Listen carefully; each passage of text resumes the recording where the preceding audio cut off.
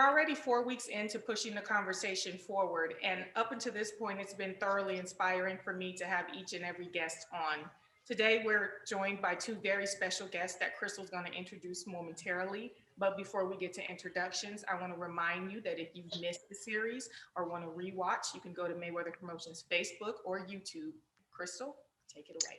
Wow, Nicole, I can't believe it's already the end of the month or close to the end of the month. We've been flying by these interviews like crazy, and it's been such an incredible experience having all of these wonderful women on this platform sharing their inspiring stories. Nicole, I've learned more about you probably during these interviews than I have in like the last 4 years of working with you. So I'm honored. I'm honored to have our two guests that we have today, who are two USC alums, fight on, professional athletes, and the founders of Power Portions, Stefanie Gilbreath and Briana Butler.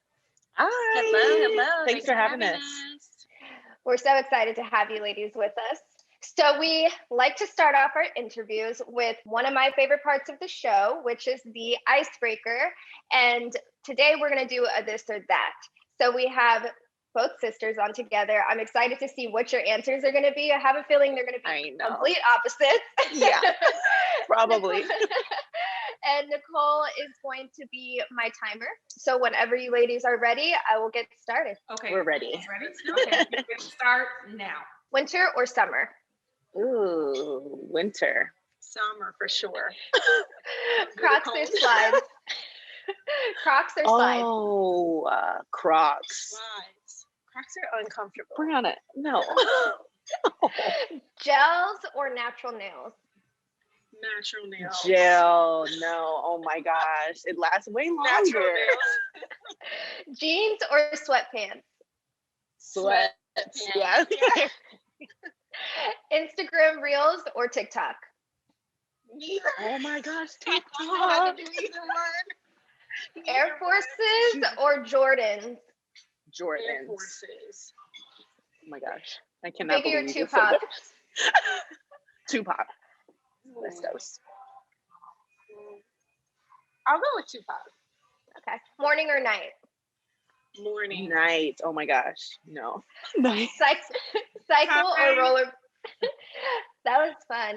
I love to see the dynamic, and it's like one's waiting for the next, and the other one's like, no, and she's like, no, those are uncomfortable. No, like they're so I love the yeah. banter. You guys got two. Two, right? Yeah. Yeah, I think we, yeah. Sweats. Tupac and sweats. Yeah. Sweats for sure. Yeah, definitely. Okay, so we're going to transition into the interview. I'm actually really excited to kind of dive deeper into your story. So in looking back from where you are today, what impact did your support system have in shaping the two of you to how you are today?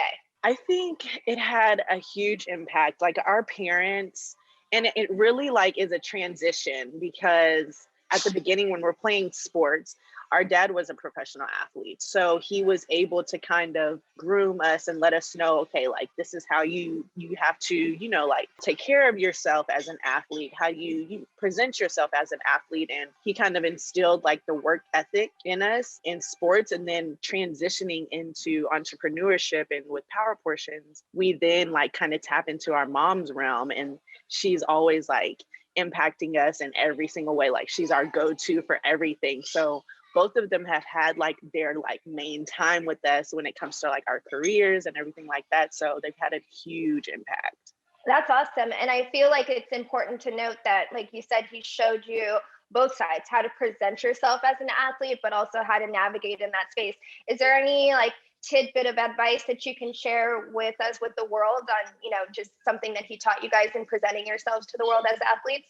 To me, I don't know if it was like tidbits of information, but it was just always like, you have to work hard, you know, when other people are sleeping and resting and going to, you know, proms and all these other things that kids do, you know, you can be working, you can be getting better. And so I think for us, that was really, really huge. Yeah. And like Steph said, something that we continue to take with us, even in the professional realm, like putting in the work and being able to see the benefits after that.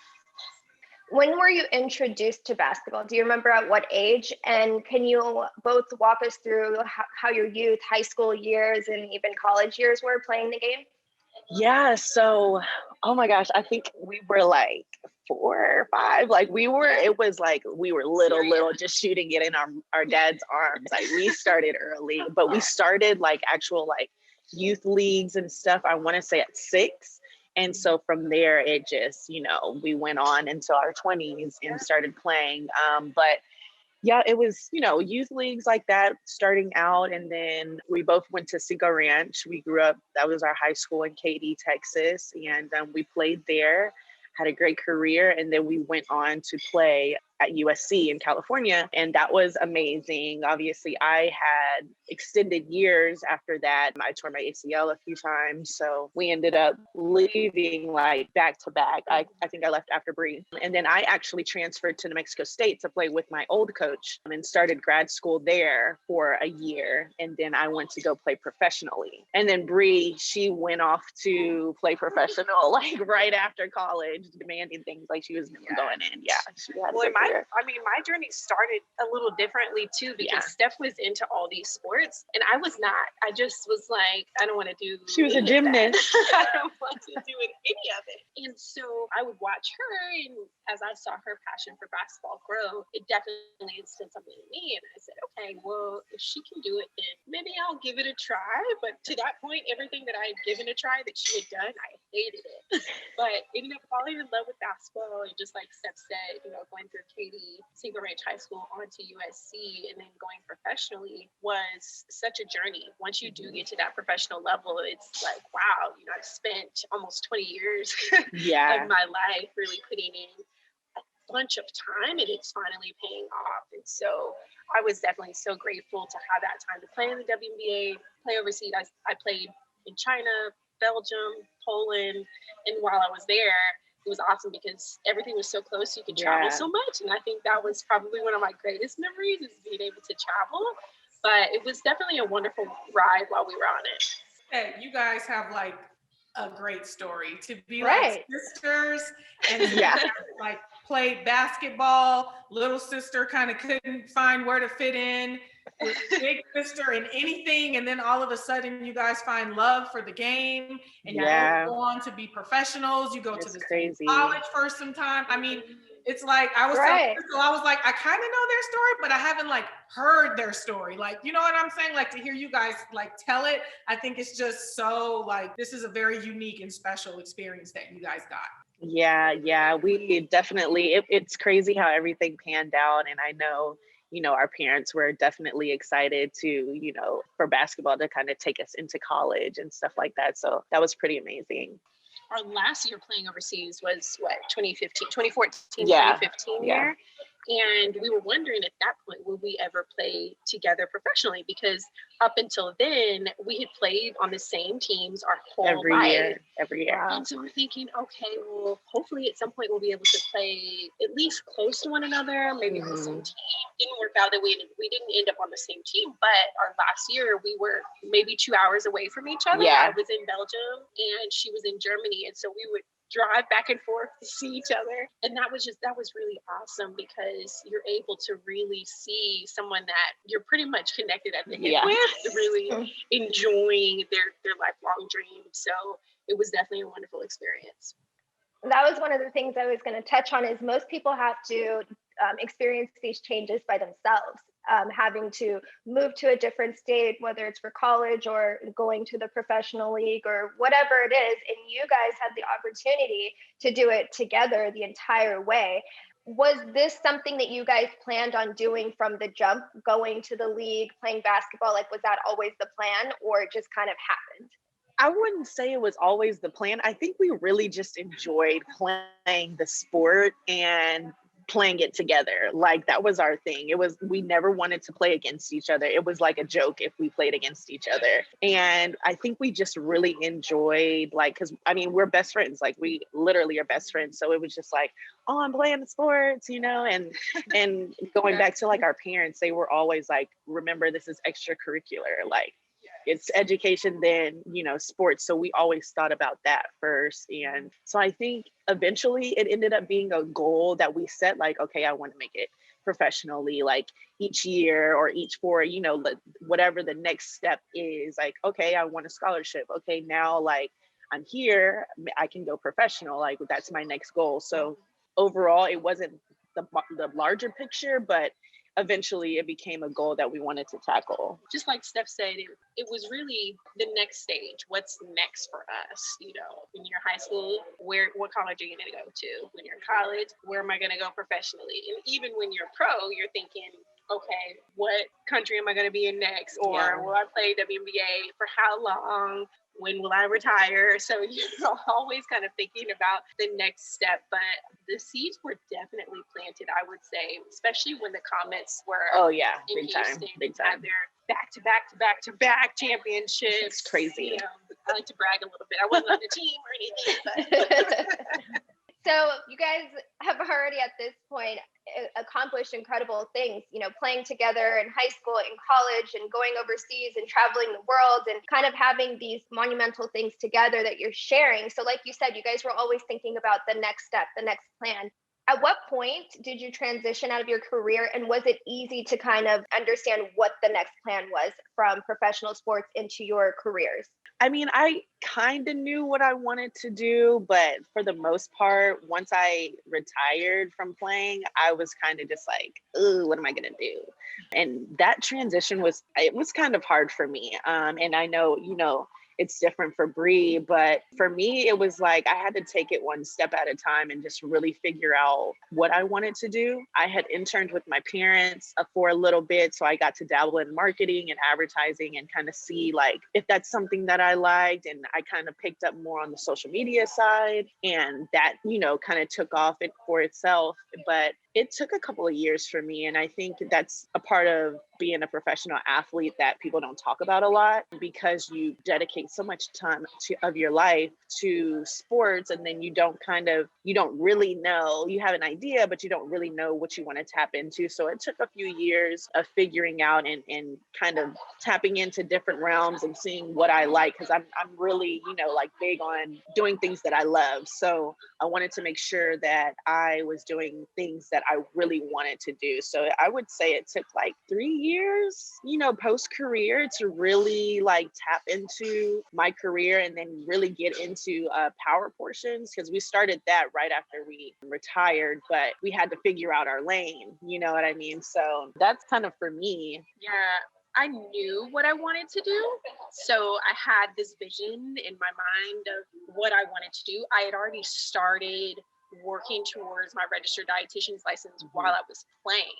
So I knew what I wanted to do. But when I retired, I felt lost. So I think, just like Steph said, every athlete goes through that period of time. Whether you know what you want to do or not, you have just like a couple of months for some, a year, years for others. For me, it was a couple of months of just kind of being in a daze of like, well, okay, well, I know what I want to do, but I don't have to wake up and work out anymore if I don't want to. I don't have to do all these different things. I don't have a practice to be at. Yeah. And it throws you off because you're used to having that structured schedule. So you really are essentially reconfiguring your life, even if you have an idea of exactly what you want to do. So it was definitely a transition, like Steph said, but I probably had a more clear view of what direction I wanted to go than she did. Yeah, for sure. But either way, you still kind of have that period of time where you're just trying to figure it out. That's wow, that's amazing to know that you guys both experience the same thing, but like completely different. And I think it's incredibly courageous for you guys to speak on this, because I see things on social media here and there where athletes talk about that transition from being a professional to having to transition to everyday life. And I feel like it is a consistent message where everyone says you're lost. You're going from a routine to no routine, and like literally the next day it just happens. Yes, it just happens like that, and then you're like, my world is completely different, and you're not ready for it. You think you're going to be ready for it even when you plan out your retirement. No, like you're not ready for it. when your heart is in something, it's hard to get your heart out of it. And I think that you guys are sending a very important message in that you can be a professional athlete, but there's going to come a time where it's going to end. But at some point, you do have to figure out how to move on and in which direction you're going to go. Yeah, exactly. And when you think about how much time you invest once you get to that professional level, I mean, you look back and you're like, wow, I'm 20 something or I'm 30 something and I've been playing this sport. That's all I know, right? That's what you know. That's what you're comfortable with. It's your safe spot, essentially. When you are having a bad day, I know for me, if I'm having a bad day, where do I go? To the basketball court. You know, you're comfortable with that. And so when it comes down to it, it's like, okay, it's time for you to make a decision. This career is probably going to be over. What will be next? It's like, wait, well, this is what I know. So what am I supposed to do with that? But you eventually figure it out. And you guys could have easily, both of you could have easily allowed these challenges to derail your progress, to kind of be a space where you just kind of, like some people fall into depression because they just don't know how to navigate in these spaces. So you two, thankfully, were able to kind of regroup together and understand, like, okay, we kind of know where we want to go. But I guess, how did you guys personally challenge these experiences and stay focused on, I might not have the answer right now, but I know the area where I want to go. Is there any advice or anything that you can share with us of how you guys got out of that space?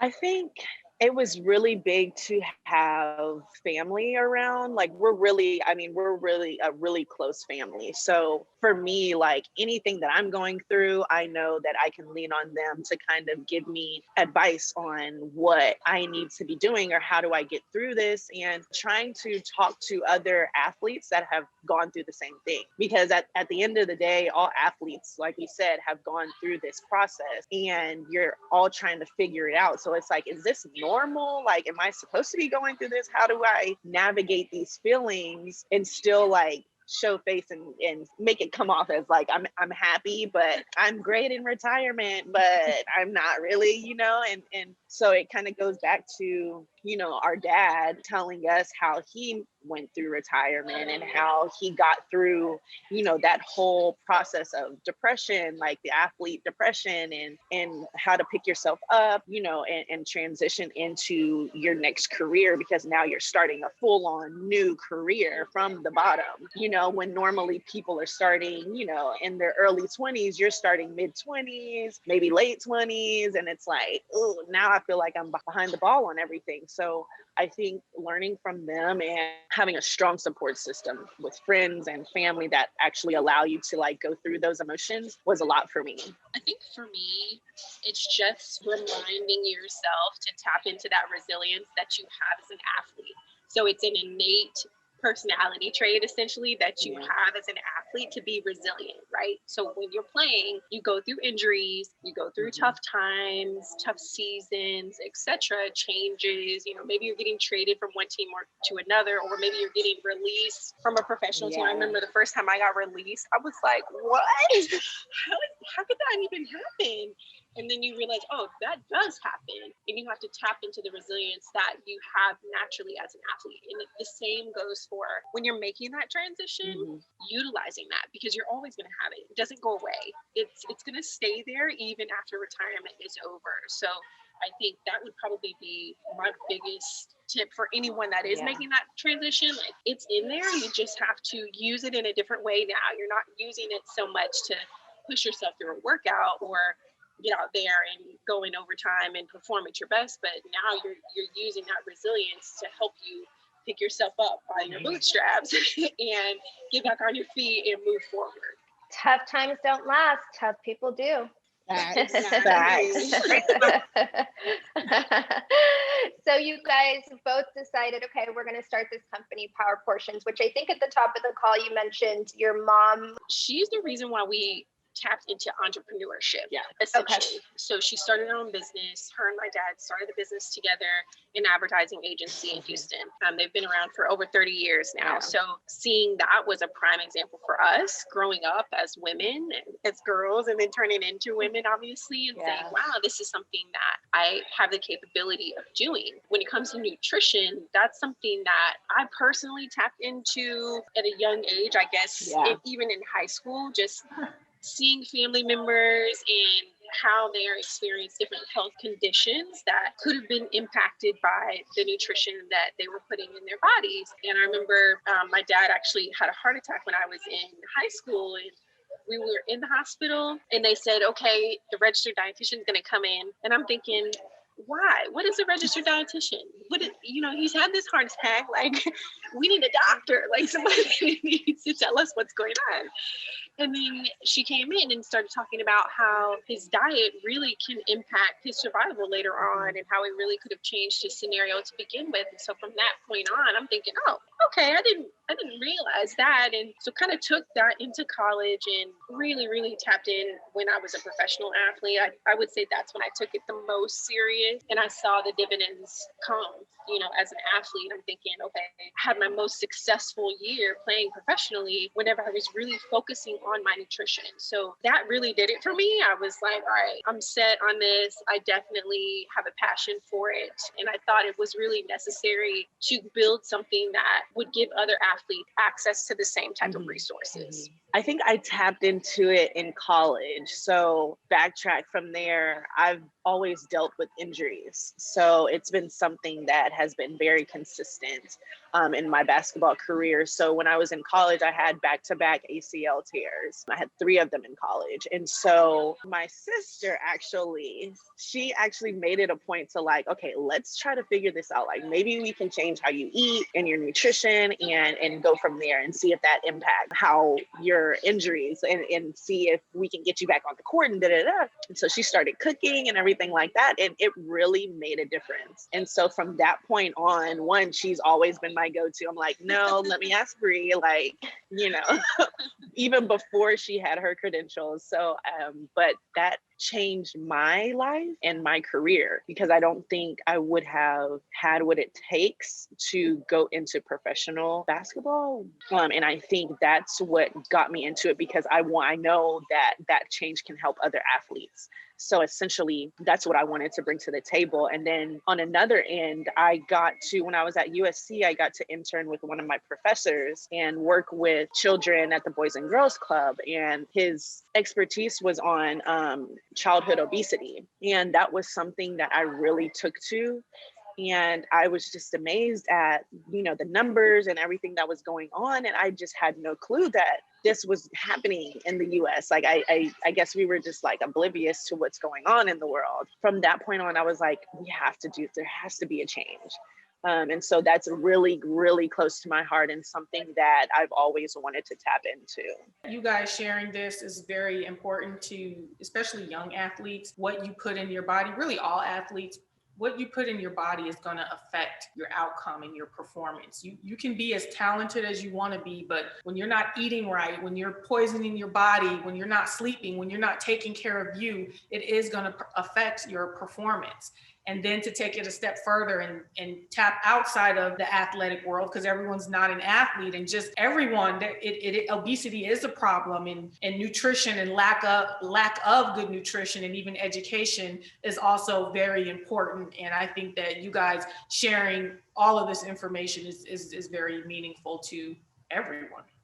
Yeah. And it goes back to Nicole just saying, you guys have a great story, because even hearing how, just the experiences with your dad, like I personally have had, health issues with my dad, also had a heart attack. So I can relate to that. And I think it is important to continue to spread that message, because at a young age, if you develop those habits, they'll stay with you forever. And like Nicole said, not everyone is an athlete. So just targeting kids, and, I've read the statistics on childhood obesity, and it's insane. It's insane. And it's just, you drive in certain areas, there's fast food restaurants, but not access to healthy, supermarkets or things like that. So I think that, with what you guys are doing with Powered Portions, it's admirable. And I thank you guys for sharing that.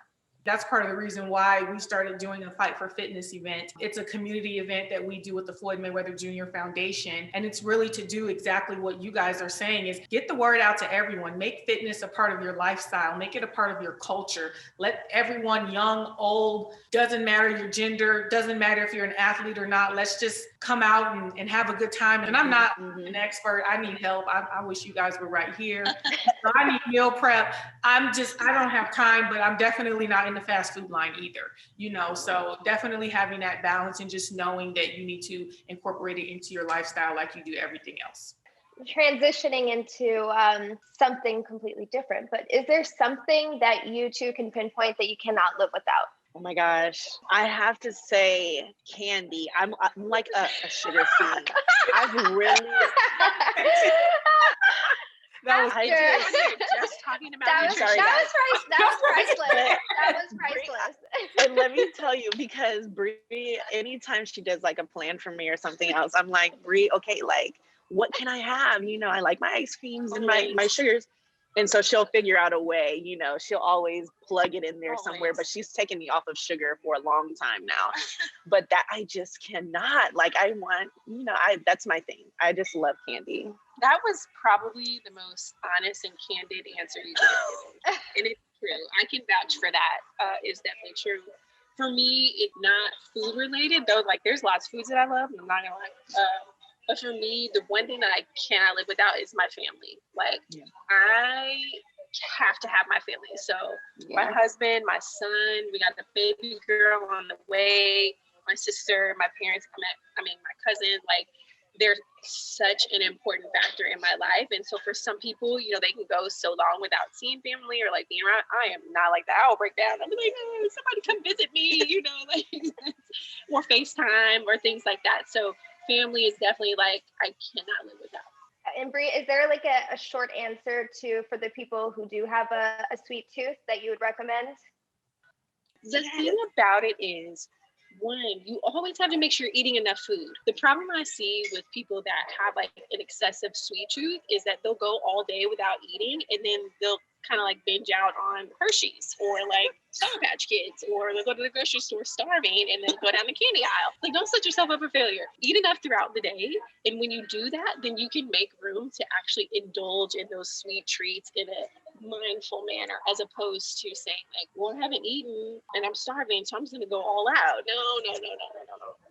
No. Prepare yourself. Eat food throughout the day, solid meals as you normally would, and allow yourself to have a little sweet treat in a mindful way. But see, that's me. I eat, like, I don't skip meals. I don't. But every time I eat, I'm like, okay, now I ate my food. What can I have that's sweet? I'm always like looking for something. I'm trying to go to like a protein bar, but it's like, I just need like that sweet fix and I don't know how to curb it. I'm actually the opposite. I'm savory. I love like sour, hot Cheetos, like chili, all that. It's really bad actually. So we like to close out the interview with fill in the blank. It's the what for me. So this can be however you see fit. So what keeps you going? What makes you happy? What gives you joy? It's the blank for me. It's the grind for me. I absolutely love that in between stage of grinding things out. And it just makes things like you're hitting your goal like 1,000 times better. It's so funny because like when she says that, I'm like, it is not the grind for me right now. Opposites again. I can't. I would say it's the purpose for me. Having a purpose and knowing essentially why you've been placed on this earth. You've been blessed with so many talents or whatever. For me, I feel like I've been placed here to really impact people's lives, to help people. And that's something that I tap into. And that's something that I remind myself of when I do get tired or I'm just like, I don't want to do this. Then I'm reminded like, hey, you were given this talent. You were blessed with this personality trait or whatever you call it. And so continue to utilize that in any way, shape, or form. I think those are perfect answers for both of you. I think that what I've learned, Bree, is that you have channeled every experience from childhood to now to doing exactly what you're doing, from things that you remember as a child, things your dad taught you, and you were able to apply those things, and the same for you, Stefanie. So those were really, really great answers. And can you tell everyone where they can find Power Portions? If you can link a website, social media handles, and any other information you want to include? Yeah, so our website is gopowerportions.com. And then we're on Instagram at power_portions. And then our Twitter, Facebook, and LinkedIn is just Power Portions. So we're on everything. We're active. So definitely go follow us. And we're in the process of hiring and everything like that, and adding on some new people. So things should be we're about to get things up and going. Sounds exciting. Well, I'll definitely awesome. be finding Power Portions. Yes. I'm like, this interview is inspiring, informative. You can get a job. You can You can get some health tips. You can Right. It's everything in one. All of it. I love it. This is what I call Black girl magic. The focus. Listen, power. Well, thank you, Stefanie and Briana. It was such a pleasure to sit and spend this time with you to learn more about your story. And like I said, I'm leaving inspired and informed. And Nicole, we're gonna have to work on the sweet tooth. I'm gonna have to work on my savory part, but we're gonna work it out. Right, I'm still working on mine, so it's fine. And I just want to say thank you both for coming on. I know you guys have life going on. Bree, congratulations on your new addition to your family. Thanks for taking these few moments out to come on and share with us what I think is going to go a long ways with a lot of people. And good luck with Power Portion. Thank you so much, you guys. Thanks for having us on. We really appreciate it.